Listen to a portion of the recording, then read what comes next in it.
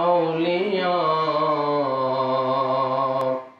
बेहतराजे सद साले ताते बेरिया अल्लाहुम्मा सल्ले अला मौलाना मुहम्मद वाला आले सय्यदना शाफियाना रब्बी सल्लि व सल्लिम व बारिक अलैहि। मुअज्जज़ हाज़रीन इकराम, যে বিষয়ের উপরে আলোচনা করতেছিলাম, আসুন আমরা আবার সে আলোচনায় ফিরে আসি। আমি আপনাদের সামনে কথা তুলেছিলাম যে শাহেনশাহ বাগদাদের কাছে তামাম বিশ্বের মুসলমানেরা কিভাবে ঋণী আছে, সেটার উপরে আমি বলতেছিলাম যে হুজুরে গৌসে পাক যখন দ্বীনকে জিন্দা করলেন, যেটা ডক্টর আল্লামা ইকবাল বলেছেন, মৌলা পাক যিনি শাহেনশাহ বাগদাদ পাকের গদিনশিন আওলাদ পাক ছিলেন, মৌলা পাক হুজুর কিবলা ও কাবা, তিনি গৌসে পাকেরই গদিনশিন আওলাদ, যিনি দেয়ান হযরতে জামালের মধ্যে বলেছেন যে যেহেতু জিসসে দি জিন্দা হুয়া নামে খোদা, যার দ্বারা দ্বীন জিন্দা হয়ে গেছে, এই জন্য ওনার নাম পাক হয়ে গেছে মহিউদ্দিন, মানে দ্বীনকে জিন্দা করনে ওয়ালা। বলে এটা ডক্টর আল্লামা ইকবালও বলেছেন। ইরানের যিনি জাতীয় কবি, ইরানের সেই ফার্সি কবি এবং তামাম বিশ্বের মুসলমানেরা যিনাকে চিনি এবং জানে, ডক্টর আল্লামা ইকবাল জবরদস্ত আল্লামা ছিলেন এবং আশেকে রসুল, আশেকে আহলে বায়ত পাক ছিলেন, আশেকে শাহেনশাহ বাগদাদ পাক ছিলেন। डॉक्टर अल्लामा इकबाल तिनियो बोलेছেন যে हमारी दीनों की हक्कानियत पे बोले दोनों शाहिद है, बोले আমাদের ধর্মের মধ্যে দুইজন মহান হাস্তি আছেন। हमारी दीनों की हक्कानियत पे दोनों शाहिद है, দুইজন মহান ব্যক্তিত্ব আছেন। কি? মুহিউদ্দিন জিলানী। দেখেন মুহিউদ্দিন জিলানী, ডক্টর আল্লামা ইকবালও শাহেনশাহ বাগদাদ পাকে মুহিউদ্দিন বলেছেন যে মুহিউদ্দিন জিলানী ওয়া মুঈনুদ্দিন আজমেরি, একজন হচ্ছেন দ্বীনকে জিন্দা করনে ওয়ালা, মুহিউদ্দিন মানে দ্বীনকে জিন্দা করনে ওয়ালা, আর একজন হচ্ছেন মুঈনুদ্দিন মানে দ্বীনের খেদমত করনে ওয়ালা, দ্বীনের সাহায্য করনে ওয়ালা। কিভাবে সেটাও আমার আলোচনার মধ্যে চলে যায় যে খাজা গরিবে নওয়াজ তিনি কিভাবে দ্বীনের খেদমত করলেন, দ্বীনের সহযোগিতা কিভাবে করলেন, সেটা ইতিহাসটা আপনাদের সামনে আসবে ইনশাআল্লাহ।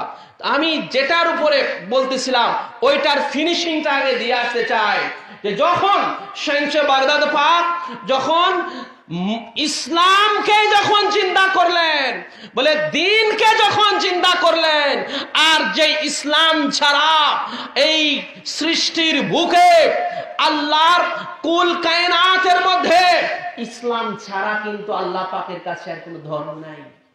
আচ্ছা ভাই, আল্লাহ পাক এটা কোরআন পাকের মধ্যে ইরশাদ করেছেন যে ইন্না দীনা ইনদাল্লাহিল ইসলাম, বলে ইসলামই হলো আল্লাহ পাকের কাছে একমাত্র ধর্ম। ওমাই ইয়াবতাগি গায়রাল ইসলাম দীনান ফালা ইউকবাল মিনহু, বলে যেই ব্যক্তি ধর্ম বলে ইসলাম ছাড়া অন্যটাকে অনুসরণ করবে, ফালা ইউকবাল মিনহু, সেটা গ্রহণযোগ্য হবে না। ধর্ম হিসেবে ইসলাম ব্যতীত যদি অন্য কোনো কিছুকে কেউ যদি অনুসরণ করে, ধারণ করে, আল্লাহ পাক বলেন সেটা গ্রহণযোগ্য হবে না। কুরআন পাকের মধ্যে আল্লাহ পাক এইভাবে ইরশাদ করেছেন। তো যেই ইসলাম ধর্ম ছাড়া আল্লাহ পাকের কাছে আর কোনো ধর্ম নাই, যে ইসলাম ধর্ম ছাড়া আল্লাহ পাক আর কোন ধর্মকে আল্লাহ পাক অ্যাকসেপ্ট করবেন না, আল্লাহ পাক গ্রহণ করবেন না। শাহেনশাহ বাগদাদ পাক উনার জামানাতে সেই ইসলাম ধর্মটাকেই উনি জিন্দা করে দিলেন। তো ভাই, যে ইসলাম ধর্ম ছাড়া আল্লাহর কাছে কোনো ধর্ম নাই, আমাদের কোনো ধর্ম নাই, আর আল্লাহর কাছে গ্রহণযোগ্য কোনো ধর্ম নাই, বলে ইসলাম ধর্ম ছাড়া মানুষের মানবতার মুক্তির কোনো জায়গা নাই, মানবতার হেদায়েত পাওয়ার কোনো জায়গা নাই, মানবতার ঈমান রক্ষা করার জায়গা নাই। যে সিরাতাল মুস্তাকিম যেটা ইসলাম ধর্মের মধ্যেই রয়েছে, বলে সেই ইসলামটাকে যখন শাহেনশাহ বাগদাদ পাক যখন জিন্দা করে দিলেন, তখন তামাম মুসলিম উম্মাহ যারা ইসলামকে যারা অনুসরণ করেছেন, ইসলামে যারা দাখিল হয়েছেন, ইসলামে যারা এসেছেন, ইসলামকে যারা ধারণ করেছেন, ইসলামের যারা অনুগামী অনুসারী হয়েছেন, এক কথায় যারা মুসলিম হয়েছেন, বলে তামাম মুসলিম তখন গৌসে পাকের কাছে ঋণী হয়ে গেল।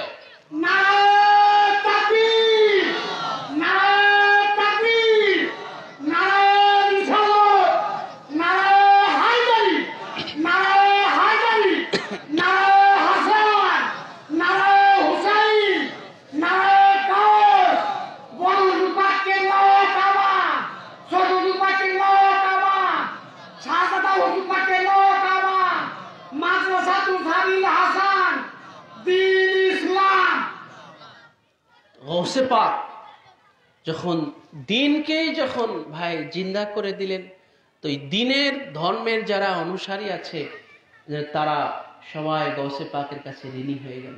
ঠিক না বলেন? আমার জানটা যদি আপনার ওসিলাতে যদি বেঁচে যায়, তাহলে আমি আপনার কাছে ঋণী হলাম কি হলাম না? বলেন, হলাম কি হলাম না? তো যখন ধর্ম যখন গৌসে পাক থেকে পুনর্জীবন পেল, যেমন শাহেনশাহ কারবালা থেকে পেয়েছে। শাহেনশাহ কারবালা ইমামে আলী মাকাম মৌলা হুসাইন আলাইহিসসালাতু ওয়াসসালাম যখন কারবালার জমিনে নিজের জানকে উৎসর্গ করে যখন ইসলামকে পুনর্জীবন দান করলেন, এটা খাজা গরিবে নওয়াজ কিন্তু বলেছেন যে স্বয়ং ধর্ম শাহেনশাহ কারবালা ইমামে আলী মাকামের কাছে ঋণী হয়ে গেল। আর এটাই স্বাভাবিক, আর ওসিলাতে যদি কেউ বেঁচে যায় তার কাছে সে ঋণী হয়ে যায়, এটাই স্বাভাবিক। তো যখন শাহেনশাহ বাগদাদ পাক এইভাবে দিনকে জিন্দা করে দেওয়ার কারণে, বলে যে দিন ছাড়া আমাদের মুক্তির আর কোনো জায়গা নাই, যে ইসলাম ছাড়া আমাদের হেদায়েত পাওয়ার কোনো জায়গা নাই, তো সেই দিনকে যখন গৌসে পাক জিন্দা করে দিলেন, তামাম দিনের যারা অনুসারী তারা সবাই গৌসে পাকের কাছে ঋণী হয়ে গেল। ঠিক কিনা বলেন? এবার তামাম বিশ্বের মুসলমানেরা শাহেনশাহ বাগদাদ পাকের কাছে ঋণী আছে, ওনার কাছে ঋণী আছে। এটাকে যারা স্বীকার করবে তারাই কৃতজ্ঞতা প্রকাশকারী হলো। এটাকে যারা স্বীকার করলো তারা কৃতজ্ঞতা প্রকাশকারী হলো। আর আল্লাহ পাক কুরআনুল কারীমের মধ্যে কৃতজ্ঞতা প্রকাশকারীর ব্যাপারে একটা সুসংবাদ দিয়েছেন। আর যারা কৃতজ্ঞতা যারা আদায় করে না, তাদের পরিণতি সম্পর্কে আল্লাহ কুরআন পাকের মধ্যে বলেছেন যে লাইন শাকারতুম লাযিদান্নাকুম ওয়া লাইন কাফারতুম ইন্না আযাবি লাশাদীদ। বলে আমি আল্লাহর নিয়ামতকে তোমরা স্বীকার করবে, কৃতজ্ঞতা প্রকাশ করবে, আমি এই নিয়ামতটাকে বাড়িয়ে দেব। আর আমি আল্লাহর নিয়ামতকে যদি তোমরা স্বীকার না করো, কৃতজ্ঞতা প্রকাশ না করো, বলে যদি কুফরি করো, বলে আল্লাহর নিয়ামতটাকে বলে শুকরিয়া আদায় না করাটাই হলো কুফরি। ওয়ালাইন কাফারতুম, বলে যদি তোমরা কৃতজ্ঞতা আদায় না করো, শুকরিয়া আদায় না করো, অর্থাৎ যদি কুফরি করো, তাহলে জেনে দেখো যে ইন্না আযাবি লাশাদীদ, আমার আযাব বড়ই মারাত্মক, বড়ই কঠিন, বড়ই ভয়ঙ্কর। তো ভাই, শাহেনশাহ বাগদাদ এই জমিনের বুকে আগমন করেছেন। শাহেনশাহ বাগদাদ ওলিকুলের সম্রাট, আওলাদে হাসান, আওলাদে হুসাইন, আমার নবী পাক সাল্লাল্লাহু তাআলা আলাইহি ওয়া সাল্লামের 13তম বংশধর, পিতৃকুল থেকে 13তম, মাতৃকুল থেকে 16তম বংশধর শাহেনশাহ বাগদাদ পাকে যে কোনো জীবনী পড়ে দেখেন, যে কোনো রাইটারের যে কোনো জীবনী পড়ে দেখেন, দেখবেন উনার পিতৃকুল হচ্ছে আপনার 13তম নবী পাক সাল্লাল্লাহু আলাইহি সাল্লাম থেকে, এবং উনার মাতৃকুল 16তম। পিতৃকুলকে প্রাধান্য দেওয়া হয়ে থাকে, পিতৃকুলকে প্রাধান্য দেওয়া হয়ে থাকে, যেটা বড় ইমাম পাক থেকে, ইমাম হাসান আল মুজতাবা আলাইহিস সালাম থেকে, শাইখে বাগদাদ পাকের যে আল হাসানি, যে ওনার নাম পাকের সাথে আমরা ব্যবহার করে থাকি, আব্দুল কাদের জিলানী আল হাসানি ওয়াল হুসাইনি। এই যে ভাই আল হাসানি ওয়াল হুসাইনি কেন? যে গৌসে পাক পিতার দিক থেকে হাসানি, মায়ের দিক থেকে হুসাইনি, এই জন্য ওনাকে আল হাসানি ওয়াল হুসাইনি বলা হয়ে থাকে। পিতার দিক থেকে 13তম, মাতার দিক থেকে 16তম। তো শাইখে বাগদাদ পাক এই জমিনের বুকে এসেছেন, এই জমিনের বুকে আগমন করেছেন নিয়ামত হয়ে। বলুন সুবহানাল্লাহ। আল্লাহর মহান নিয়ামত হয়ে, যে যেটার আলামত, যেটার বাস্তবতা, যেটার প্র্যাকটিক্যালি আল্লাহ পাক ওনার আগমনের সময় দেখায় দিলেন যে 470 হিজরির পহেলা রমজানে, 470 হিজরির পহেলা রমজানে শাইখে বাগদাদ সেই শাবান মাসের 29 তারিখ, যখন মেঘাচ্ছন্ন ছিল আকাশটা, যখন ইরানের জিলান নগরীর কেউই চাঁদ দেখতে পারলো না, শাইখে বাগদাদ সেই 29 তারিখ যখন চলে গেল, এবারে যখন পরবর্তী রাত যখন চলে আসলো, শাইখে বাগদাদ পাক কিন্তু সেই সময়, সেই সুবে সাদিকের সময়, যেই সময় শাইখে আম্বিয়া, বাদশাহে আম্বিয়া, तमाम নবী কুলের নবী, ঠিক যেই সময়ে, যেই মুহূর্তে, সুবে সাদিকের মুহূর্তে এই ধরাধামে আগমন করলেন শাইখে আউলিয়া, বাদশাহে আউলিয়া, तमाम ওলি কুলের সম্রাট শাইখে বাগদাদ পাক, উনিও কিন্তু সেই সুবে সাদিকের মুহূর্তে বলে চাঁদ গতকাল দিনের বেলায় সূর্যাস্তের আগে বা সূর্যাস্তের পরে কেউই চাঁদ দেখতে পারে নাই। আকাশ ছিল মেঘাচ্ছন্ন, না কোনো আধুনিক দূরবীক্ষ যন্ত্র ছিল সেই সময়ে, না কোনো আধুনিক দূরবীক্ষ যন্ত্র ছিল সেই সময়ে। শাইখে বাগদাদ পাক আম্মা জানের রেহেম মুবারক, আম্মা জানের উদর মুবারক থেকে চাঁদ দেখে দুনিয়াতে প্রকাশিত হয়ে সুবে সাদিকের পূর্বে জন্মগ্রহণ, বিলাদত পাক গ্রহণ করে, বলে আম্মা জানের দুগ্ধ মুবারক সেহরির সময়ে পান করলেন। বলে সেহরির সময় যখন শেষ হয়ে গেল, সুবে সাদিক যখন চলে আসলো, বলে সেহরি খাওয়া আর যাবে না। আর শাইখে বাগদাদ সুবে সাদিক থেকে সূর্যাস্ত পর্যন্ত আর দুগ্ধ পান না করে तमाम জমিনবাসীকে, तमाम মুসলিম উম্মাহকে জানিয়ে দিলেন, হে জমিনের মুসলমানেরা, হে জাহেরি চক্ষু সম্পন্নওয়ালারা, বলে তোমরা আকাশের চাঁদ দেখতে পারো নাই, এত চোখ থাকতে তোমরা আকাশের চর্ম চোখ দিয়ে তোমরা চাঁদ দেখলে না, আমি আমার মায়ের রেহেম মুবারক থেকে চাঁদ দেখে দুনিয়াতে এসে প্রথম রোজা পালন করে নিলাম।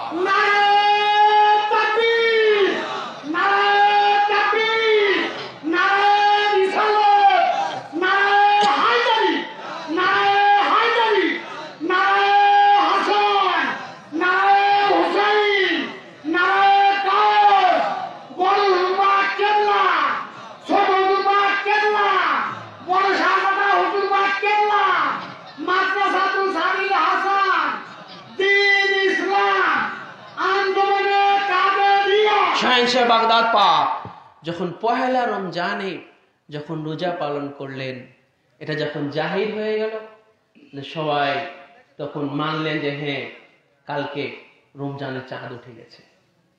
তখন সবাই রোজা পূর্ণ করলেন। একটা মাসালাতেও আছে যে পরের দিন আপনার দ্বিপ্রহর পর্যন্ত যদি আগের দিন চাঁদ দেখা না যায়, 29 তারিখে যদি চাঁদটা মাসালাতে আছে, যদি 29 তারিখে চাঁদ দেখা না যায়, বলে পরের দিন দ্বিপ্রহর পর্যন্ত অপেক্ষা করা যায়। দ্বিপ্রহর পর্যন্ত খোঁজ খবর রাখার একটা মাসালাতে একটা নিয়ম আছে। বলে কোথাও যদি জানা যদি চাঁদ দেখা গেছে, তাহলে দ্বিপ্রহর পর্যন্ত কেউ খাবে না, দুপুর পর্যন্ত কেউ খাবে না। দুপুর পর্যন্ত না খেয়ে যদি জানা যায় যে চাঁদ উঠে গেছে, তখন রোজা পূর্ণ করবে। এরকম একটা মাসালা আছে। তো সবাই তখন রোজা পূর্ণ করলো। দেখেন শাইখে বাগদাদ পাক তাহলে কি হয়ে জমিনে আসলেন, এসেই মানুষের চোখের আধারকে দূর করে দিলেন। ঠিক কিনা বলে? বলে মানুষ বিপদগ্রস্ত হয়ে গিয়েছিলেন যে চাঁদ উঠলো কি উঠলো না, এই যে একটা দ্বিধাগ্রস্তের মধ্যে পড়ে গিয়েছিলেন। মানুষের সেই মুশকিলাতকে গৌসে পাক নিজে রোজা রেখে উনি মুশকিলাতকে আসান করে দিলেন। নিয়ামত কিনা? সবাই বললেন না? সবাইকে বলেন না নিয়ামত কিনা? মহান নিয়ামত, মহান নিয়ামত। বাগদাদ শাহেন বাগদাদ পাকে যে এসেই নিয়ামত উনি সেটা জাহির করলেন, প্রকাশ করলেন, ধর্মকে জিন্দা করলেন। নিয়ামত কিনা বলেন? ধর্মই যদি মরে যেত তাহলে ভাই আমরা নাজাত পেতাম কোথায়? মুক্তি কোথায় পেতাম? হেদায়েত কোথায় পেতাম? ঈমান কোথায় পেতাম? সিরাতাল মুস্তাকিম কোথায় পেতাম? ধর্মই যদি শেষ হয়ে যায়, মারা যায়, তাহলে তো এগুলোর তো আর কোনো ঈমান, হেদায়েত, মুক্তি এগুলোর তো আর কোনো অস্তিত্ব থাকবে না। ঠিক কিনা বলেন? শাহেনশাহ বাগদাদ পাক যখন এইভাবে তাম বিশ্বের মুসলমানেরা ওনার কাছে ঋণী হয়ে গেল, ঋণী হয়ে গেল।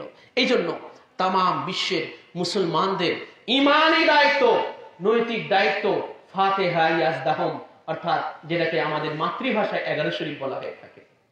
মাতৃভাষায় যেটাকে 11 শরীফ বলা হয়ে থাকে, অনেকে আছে ফাতিহা ইয়াজদাহুম জানে যে হ্যাঁ ফাতিহা ইয়াজদাহুম এটা তো বছরে ওই রবিউল সানি মাসের 11 তারিখে ফাতিহা ইয়াজদাহুম এটা উদযাপন করা হয়, এটা তো আমরা জানি। কিন্তু 11 শরীফ আবার কি?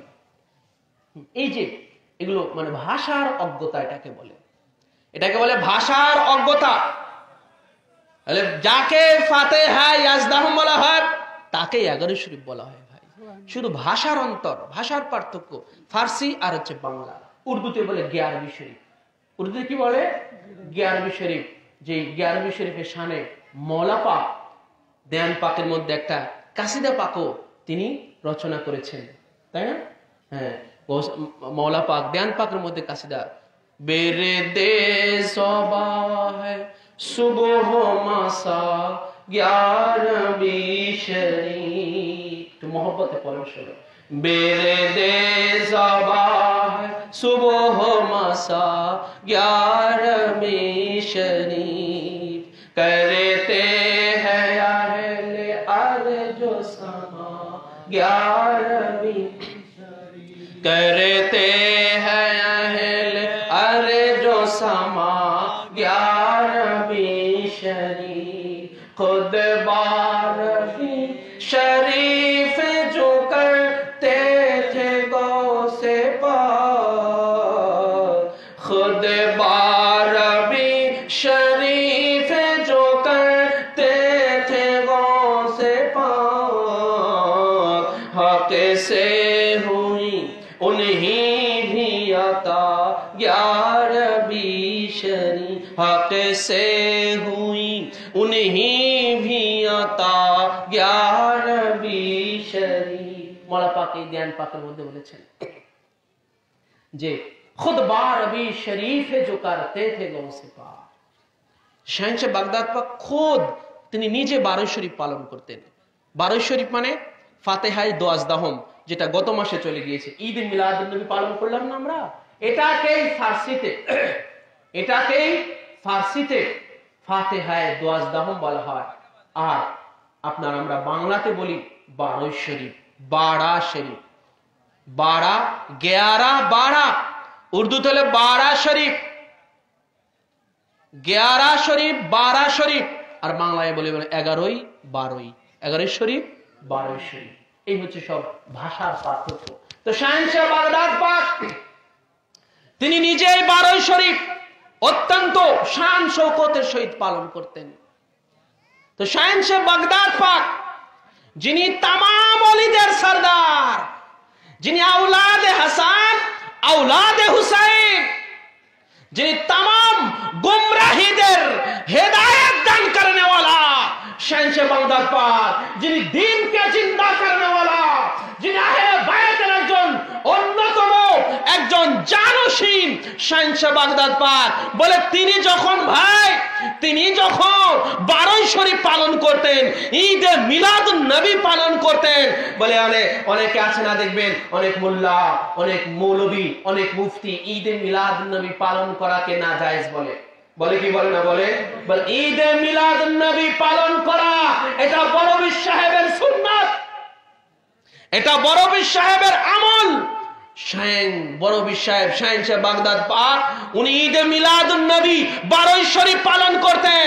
তো শাইন সাহেব বাগদাদ পাক तमाम ওলিদের সরদার যেটা পালন করতেন স্বয়ং, যেটা উনার সুন্নাত ছিল, উনার আদর্শ ছিল, সেই গৌসে পাকের শাইন সাহেব বাগদাদ পাকের বড় পীর সাহেবের আমলকে কেউ নাজায়েজ বলে, বেদাত বলে, ও নিশ্চয়ই গোমরাহি। ঠিক কিনা বলেন? বলে গোমরাহ, ও কখনো হেদায়েত প্রাপ্ত হতে পারে না, গোমরাহ। বলে গৌসে পাকের আমলের ব্যাপারে যে এর বিরুদ্ধে যে ফতোয়া দেয়, বলে গৌসে পাক যেটা পালন করতেন, খুদ বারবি শরীফে जो करते थे গৌসে পাক, বলে যখন গৌসে পাক 12 শরীফ ওনার জাদ্দে আমজাদ ওনার পূর্বপুরুষ রাসূল পাক সাল্লাল্লাহু আলাইহি সাল্লামের 12 শরীফ ঈদ মিলাদুন নবী যখন পালন করতেন, তখন হক সে হুই উনহি ভি আতা, হক সে হুই উনহি ভি আতা। হক সে মানে আল্লাহ হতে, হক এটা আল্লাহ পাকের একখানা নাম পাক। বলে হক সে আল্লাহ পাক হতে উনহি ভি ওনাকেও, উনহি ভিউ মানে ওনাকেও, আতা মানে দান করা হলো। আল্লাহর তরফ হতে, আল্লাহ হতে ওনাকেও দান করা হলো। কি দান করা হলো? 11 শরীফ। বলে শাইন সাহেব বাগদাদ পাক যখন উনি নিজে 12 শরীফ পালন করতেন, মানে আল্লাহ পাক স্বয়ং ওনাকে 11 শরীফ দান করলেন। তাহলে দেখেন, এক হলো গৌসে পাক, তিনি 12 শরীফ পালন করতেন, ঈদ মিলাদুন নবী পালন করতেন, এর খাতিরে আল্লাহ পাক ওনাকে 11 শরীফ দান করলেন। দুটো কথা এখানে।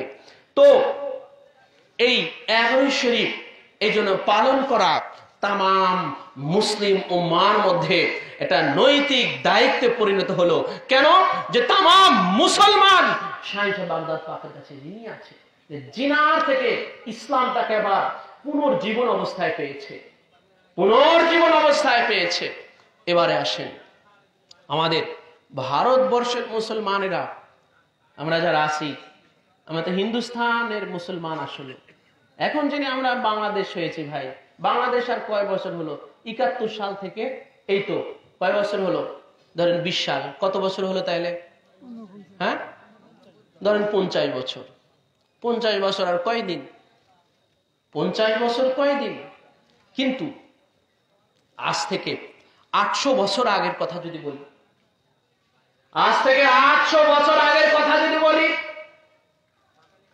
আজ থেকে 800 বছর পূর্বে আমাদের তো পূর্বপুরুষ ছিলেন, ঠিক কিনা বলেন? আমার ধরেন বাবা, হ্যাঁ, তারপরে দাদা, তারপরে পরদাদা, এইভাবে যেতে যেতে আমাদের পূর্বপুরুষরা, আজ থেকে 800 বছর আমাদের এই বাংলাদেশটা কি নামে ছিল? হিন্দুস্তান। হিন্দুস্তান নামে ছিল। তখন এই ভারত, আপনার পাকিস্তান, বাংলাদেশ, নেপাল, ভুটান, এই সব মিলে হিন্দুস্তান ছিল।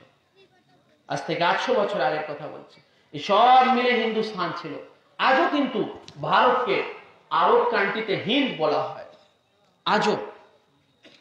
আজও ভারতকে হিন্দ বলা হয়, মানে হিন্দুস্তান। এই হিন্দুস্তান থেকে ফারেক হলো পাকিস্তান। দুটো অংশে ফারেক হলো, একটা হলো পূর্ব পাকিস্তান আর একটা হলো পশ্চিম পাকিস্তান। আপনারা জানেন সে পশ্চিম পাকিস্তানটা এখনো পাকিস্তানই আছে, আর আমরা পূর্ব পাকিস্তান আমরা কি হয়েছি? বাংলাদেশ হয়েছে। এই তো ইতিহাস, এই ভৌগোলিক ইতিহাস এটা আমাদের। আপনারা এগুলো সবাই কম বেশি জানেন, এই ভৌগোলিক অবস্থা।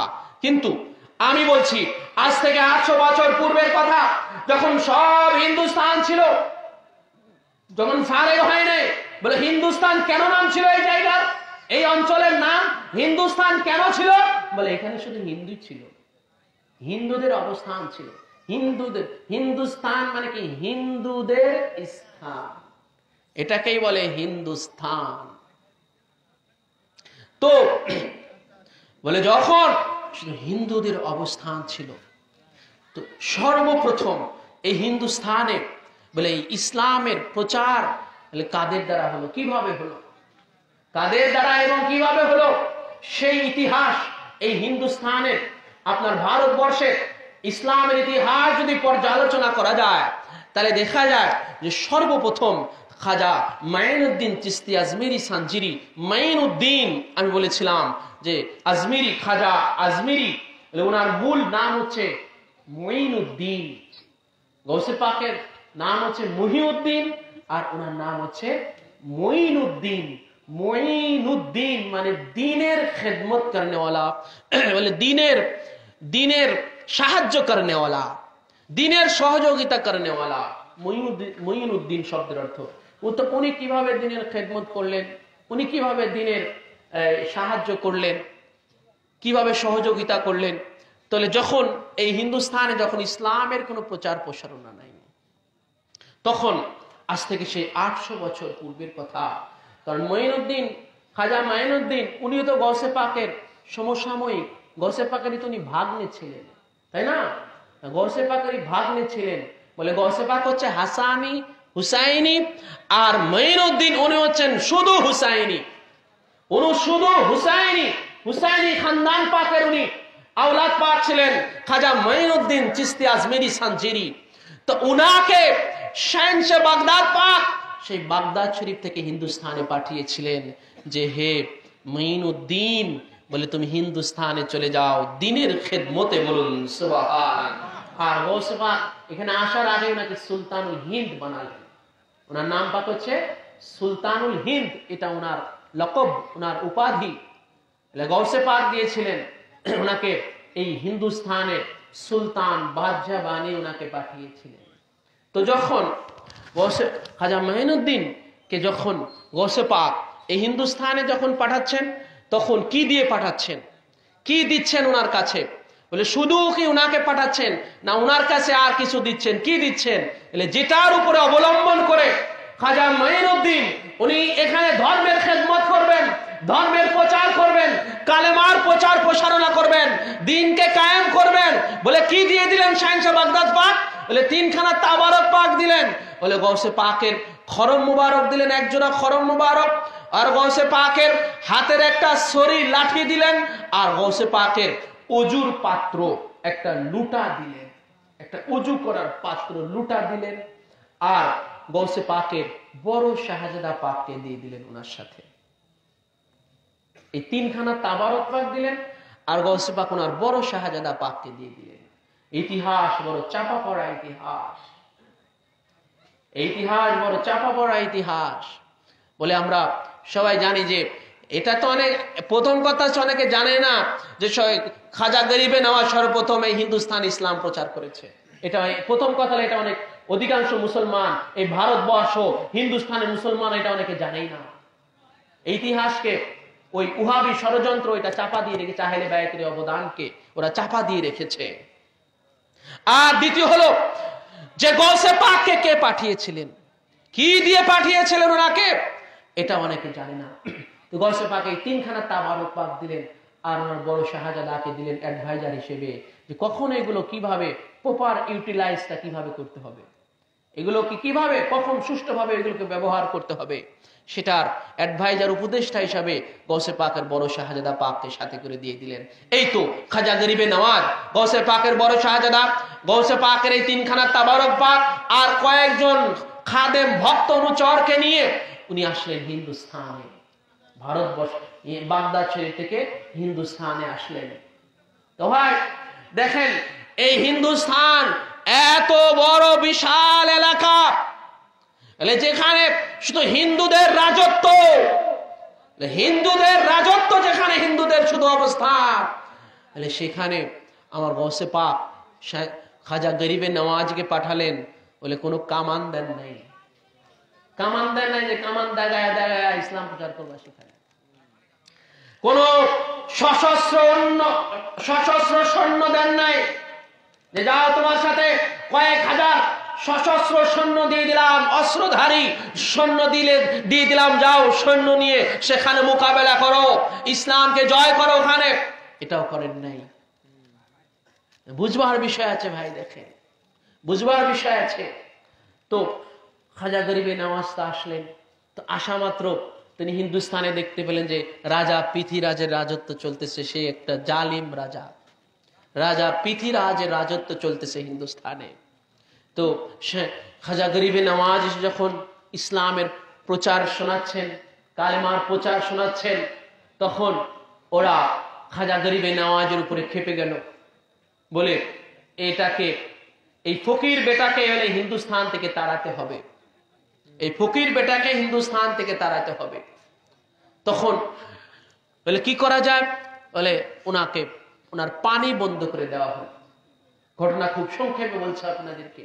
ওরা পানি বন্ধ করে দেওয়া হলো। তো পানি যখন বন্ধ করে দেওয়া হলো, তো এখন কি করে চলবে? পানি ছাড়া তার জীবন চলতে পারে না। তখন গৌসে পাকের বড় শাহজাদা পাক বললেন যে ভাইজান, বলে আব্বাজান যে আপনাকে ওনার অজু করার পাত্র দিয়েছেন, যে লুটাটা দিয়েছেন, বলে এই লুটা দিয়ে আপনি আনাসাগর থেকে 1 লুটা পানি আনান, 1 লুটা পানি আনান। তো খাজা গরিবে নওয়াজ তখন সেই লুটাটা পাঠিয়ে দিলেন, 1 লুটা পানি নিয়ে আসলো। আর সেই পুরো সাগর যেন ওই লুটার মধ্যে চলে আসলো, সাগরটা শুকিয়ে গেল, পুরো সাগর তখন শুকিয়ে গেল। সাগর যদি শুকিয়ে যায়, তখন ওই এলাকার নদী নালা, খাল বিল, পুকুর, কোন জলাশয় সেখানকার পানি থাকে? বলে পুরো হিন্দুস্তানি মানে পানি শূন্য হয়ে গেছে। তখন খাজা গরিবে নওয়াজকে ওনার কাছে যখন মাফ চায়, বলে উনি আবার তখন আবার দয়া করে তখন আবার সেই পানি আবার যখন সাগরে ঢেলে দিলেন, আবার সাগর আবার পানিতে কানায় কানায় ভরপুর হয়ে গেল। কিন্তু এই রাজা পৃথ্বীরাজ সে হাল ছাড়ল না, বলে এত সহজে এই ফকির বেটাকে ছাড়া যাবে না। বলে আমার সর্বোচ্চ ত্যাগ, মানে মরণ কামড় যেটাকে বলে, মরণ কামড় আমরা যে বাংলা প্রবাদে পড়েছি, মরণ কামড় মানে বাঁচার সর্বশেষ চেষ্টা প্রচেষ্টা, এটাকে বলে মরণ কামড়। তো রাজা পৃথ্বীরাজ মরণ কামড়ে মেতে গেল। কি বলে, রাজা পৃথ্বীরাজের দরবারে যেই জাদুকর আছে, ভয়ঙ্কর যে জাদুকর আছে, হিন্দুস্তানের সবচেয়ে ভয়ঙ্কর জাদুকর যেটা পৃথ্বীরাজ তার দরবারে পোষে, বলে সেই জাদুকরকে ওনার পিছনে লেলিয়ে দিল। তো সেই জাদুকর তার জাদুকরি বিদ্যা ফলাচ্ছে, হ্যাঁ, ওনার বিরুদ্ধে আপনার বিশাল সাপ বানিয়ে ছেড়ে দিচ্ছে। তখন খাজা গরিবে নওয়াজ বললেন, বলে এই জাদুকরের, এই জাদুকরি সাপ এ তখন আমাদেরকে খেয়ে ফেলবে। তখন গৌসে পাকের বড় শাহজাদা উপদেশ দিচ্ছেন যে ভাইজান, যে আব্বাজান যে আপনাকে লাঠি দিয়েছেন, ওনার ছড়ি মোবারক দিয়েছেন ওনার হাতে, বলে সেটা আপনি জমিনে ছেড়ে দেন। বলে যখনই খাজা গরিবে নওয়াজ সেই লাঠিটা জমিনের উপরে ছুঁড়ে মারলেন, বলে এবারে গৌসে পাকের লাঠি এমন এক সাপে পরিণত হয়ে গেল, বলে ওই জাদুকরের ওই জাদুকরি ওই সাপটাকে আবার গিলে ফেললো। এবারে জাদুকর দেখলো যে একটা লাঠি জমিনের উপরে পরে সাপে পরিণত হয়ে গেল, আবার আমার জাদুকরি সাপটাকে গিলে খেয়ে ফেললো, এটা তখন আমাকেও গিলে খেয়ে ফেলবে। তখন সেই জাদুকর পাখির রূপ ধারণ করলো, পাখির রূপ ধারণ করে এবারে আকাশে উড়ে চলে যাচ্ছে চু মেরে। তখন খাজা মাইনুদ্দিন উনি বলতেছেন যে এই জাদুকর তো উড়ে পালিয়ে যাচ্ছে, লেখাতে আমরা আর ধরতে পারলাম না।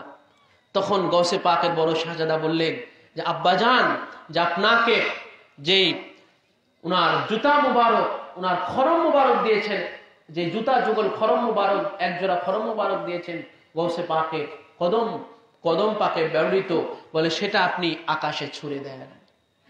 তো এবারে গৌসে পাকের সেই জুতা মুবারক যখন ছুড়ে দিলেন, আকাশে উনি ভাবে ছেড়ে দিলেন, এবারে জুতা ওই পাখির দিকে উড়ে চলে যাচ্ছে।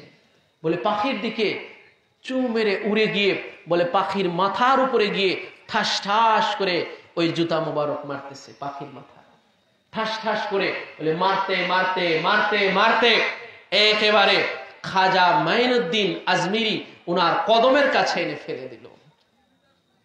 এবারে জাদুকর মূলত সে তো মানুষ, কিন্তু কুফরি কালামের মাধ্যমে সে এই জাদুকরি বিদ্যা সে অর্জন করেছে। এবারে সে তো মূলত মানুষ, তখন তার মধ্যে হুঁশ ফিরে আসলো, তার মধ্যে হেদায়েতের আলো জেগে উঠলো। তখন সে ভাবলো যে আমার মতো জাদুকরকে আমি হিন্দুস্তানের সবচেয়ে বড় ভয়ঙ্কর জাদুকর, বলে আমার মতো জাদুকরকে, বলে যেই জুতা আমাকে আমাকে আসমান থেকে জমিনে ধরাশায়ী করতে পারে, জমিনে আমাকে লুটাপুটা করতে পারে, বলে আজ থেকে এই পৃথিবীরাজের আমি আর গোলামি করব না।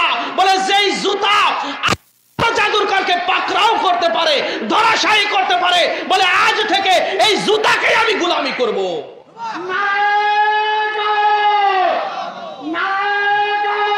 সাথে সাথে সেই জাদুকর খাজা মাইনুদ্দিনের হাতে বায়াত হয়ে কালেমা পড়ে ঈমান গ্রহণ করে সাচ্চা মুসলিম এবং মুমিনে পরিণত হয়ে নাজাতের পথকে সুগম করে নিল। সুবহানাল্লাহ। তো দেখেন খাজা মাইনুদ্দিন চিশতি আজমিরি সানজির এইভাবে গৌসে পাকের সেই তাবারুক পাক জুতা দিয়ে, গৌসে পাকের জুতা মুবারক দিয়ে তামাম হিন্দুস্তান জয় করে নিলেন। বোমা মেরে না, কামান মেরে না, ঢাল তলোয়ার দিয়ে না, কাটাকাটি করে না, রক্তারক্তি করে না, বেলায়েতি পাওয়ার দিয়ে, বেলায়েতি পাওয়ার দিয়ে শাহেনশাহ বাগদাদ পাকের সেই জুতা মুবারক, লাঠি, ওনার সেই লুটা মুবারক দিয়ে পুরা হিন্দুস্তানকে জয় করে নিলেন। উনি যখন ইন্তেকাল করেছিলেন ওনার জানাজাতে 90 লক্ষ মুসলমান হাজির হয়েছিল। আর উনি যখন হিন্দুস্তান এসেছিলেন কোনো মুসলমান ছিল না। আর ওনার জানাজাতে 90 লক্ষ মুসলমান। কোথা থেকে আসলে এগুলো? সব ওনার হাতে যারা অধর্ম থেকে যারা ধর্মে এসেছিল, অমুসলিম থেকে যারা মুসলমান হয়েছিল। তো যখন হিন্দুস্তানে যখন 1% মুসলমান ছিল না, তখন আহলে বায়ত রাসূল শাহেনশাহ বাগদাদ পাকের নেঘা ক্রমে, নজর ক্রমে, শাহেনশাহ বাগদাদ পাকের অবদানে, শাহেনশাহ বাগদাদ পাকের দয়া ও কৃপায়, শাহেনশাহ বাগদাদ পাকের এই অবদানের খাতিরে এই হিন্দুস্তানে বলে 90 লক্ষ মুসলমান তৈরি হয়েছে ওনার জুতা মুবারকের উসিলায়। ঠিক কিনা বলেন? ওনার জুতার ফায়েজে 90 লক্ষ মুসলমান খাজা মাইনুদ্দিনের হাতে দাস্তে বায়াত হয়েছে।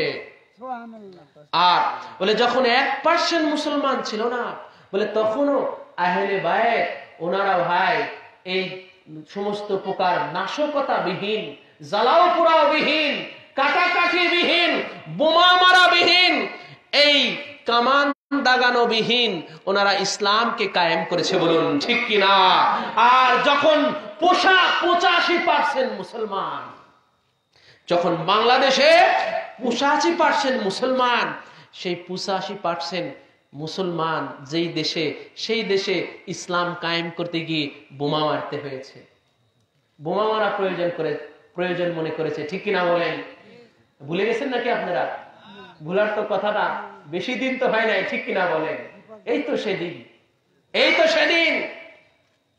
এট এ টাইমে আমাদের এই দেশের 64টি জেলায় বোমা বিস্ফোরণ হয়েছে।